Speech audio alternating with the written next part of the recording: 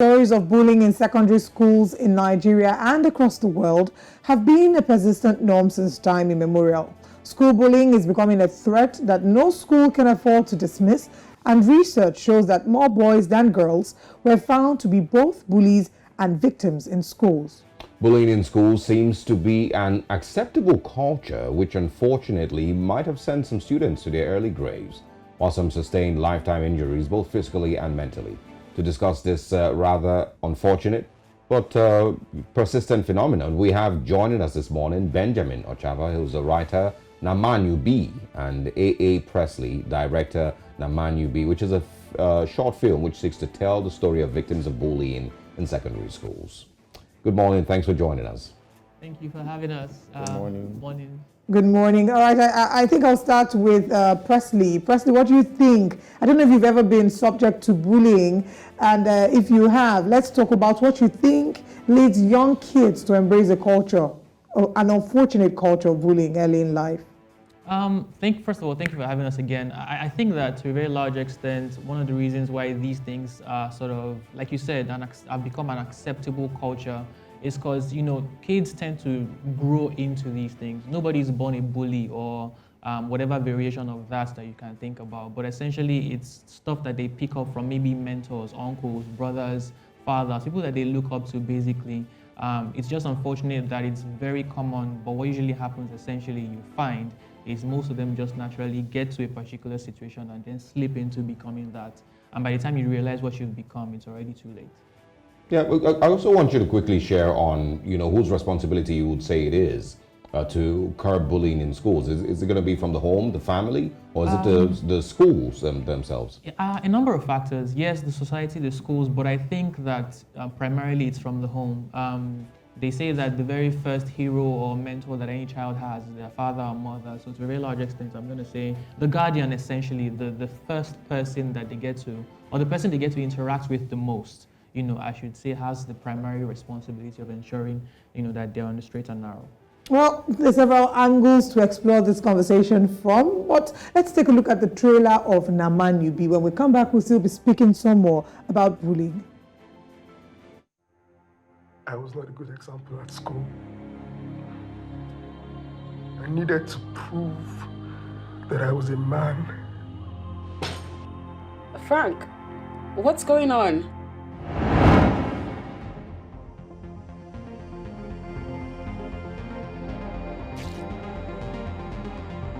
What?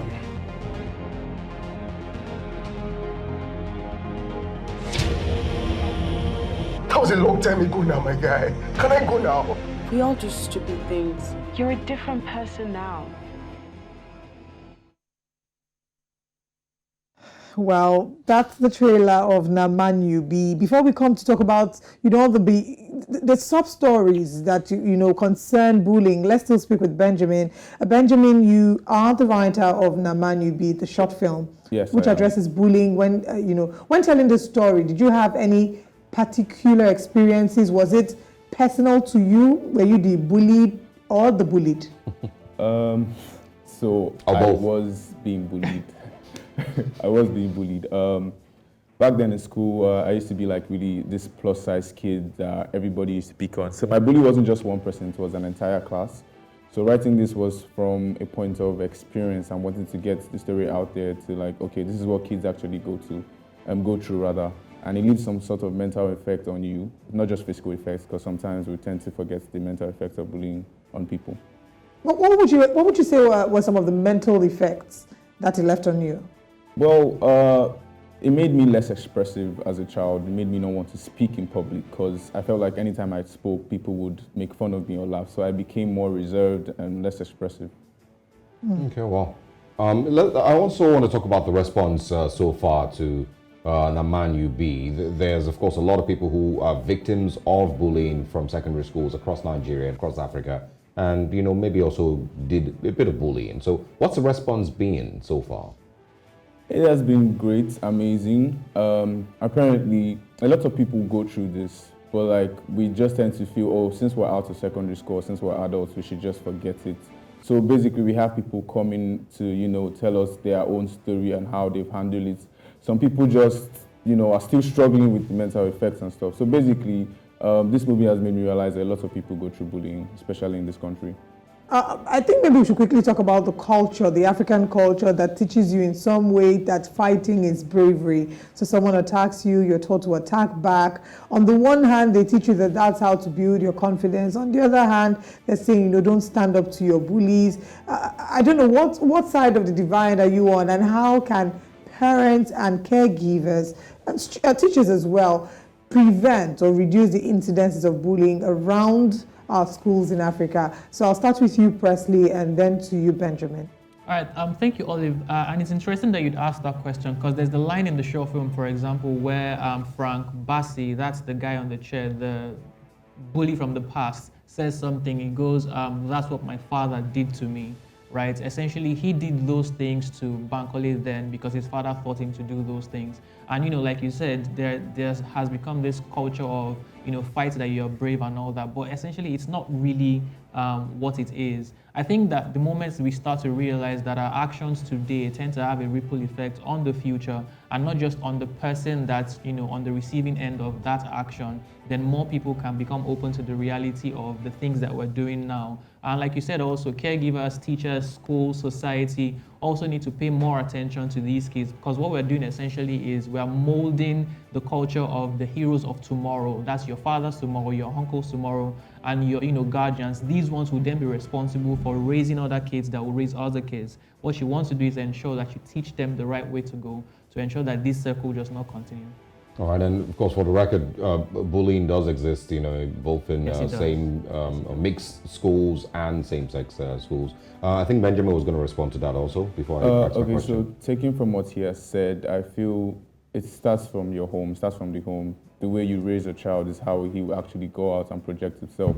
So I think parents should be more conscious about how they are raising their children, because the truth is no one is actually born a bully. And if you do a backstory, you see these bullies have some sort of dysfunctional families, or they're not giving much attention and stuff. So I feel if we train kids, if we are good parents and produce good people, we'd have less bullies. Absolutely.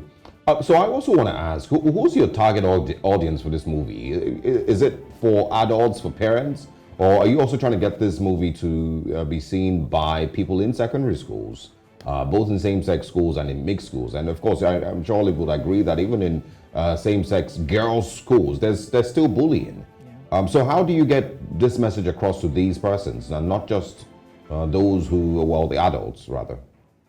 I think that, overall, the story really is for everybody. But if we're going to drill down, I'd say primarily it's for the kids in secondary schools and even the collegiate, so your universities, colleges of education and the like. But ultimately, it's a story that we think everybody can pick something from. There's something that the team usually says, when you see Naman Yubi, you're one of the characters. You're either Frank, Bankole, or Issa. But, like you said, this particular story, because it's really predominant in whatever facets, right? In same-sex schools, mixed schools, and even in the society at large, everybody should see it. I think that it's a topic that everybody should talk about and be more intentional about ensuring that they solve in whatever shape, form, or size that they can. This has been a very interesting conversation. I want your final thoughts, Benjamin, because you admitted to having been a victim of bullying, but you're much older now. Yeah. What advice can you give from your experience to victims of high school bullying who are yet to get over their experiences? Or maybe I should ask, have you gotten over your experience? Oh yeah, I have actually. Great. So what advice would you give, very quickly? I would say you should actually learn to forgive, because the truth is, if you keep holding on to the hate you never actually get to move on from it. So for me, I had to forgive my bully and try to focus on moving on and being more expressive. So. Oh wow. Sergey is laughing because he probably doesn't agree that you should forgive your No, I agree. But I think it really just depends on the extent, and right. the intensity of bullying that every person receives. So I went to a secondary school that I'm sure that there was, but I was never a victim. Neither was I a bully. So I may not be able to relate, but I can tell the next person how to react. But yeah, I agree, right? Also speak out. Find somebody to talk to if it's difficult to just approach the bully and have a conversation. And one day we can blow up the conversation and take it from bullying in secondary schools to bullying as adults, because there are adult bullies, bullies in the workplace, bullies everywhere. Thank you, Benjamin Ochapa and A.A. Presley, for your time this morning.